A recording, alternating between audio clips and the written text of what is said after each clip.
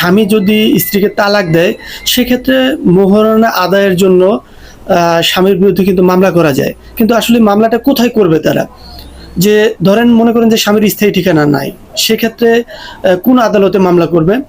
বিষয়টা হচ্ছে যে এটাই সাধারণত এই পারিবারিক আদালতে মামলা করা হয়। আর পারিবারিক আদালতগুলা সাধারণত যে কোনো জেলা বা বিভাগে সাধারণত সহকারী জজ আদালত বলা হয়। এই সহকারী জজ আদালতে কিন্তু কোনো তালাকপ্রাপ্ত স্ত্রী স্বামীর বিরুদ্ধে মোহরানা দায়েরের জন্য মামলা দায়ের করতে পারেন। এটা যদি সাধারণত স্বামীর স্থায়ী ঠিকানা নাই, তখন কিন্তু ওই তালাকপ্রাপ্ত স্ত্রী তার স্থায়ী ঠিকানায় কিন্তু স্বামীর বিরুদ্ধে মামলা করতে পারবেন। আর যদি স্বামীর স্থায়ী ঠিকানা থাকে তাহলে তার স্থায়ী ঠিকানায় সে মামলা করতে পারবেন, পারিবারিক আদালতে সে মামলা করতে পারবেন। আর মোহরানা তো আমরা জানি একটা ঋণ, এই ঋণ পরিশোধ অবশ্যই করতে হবে।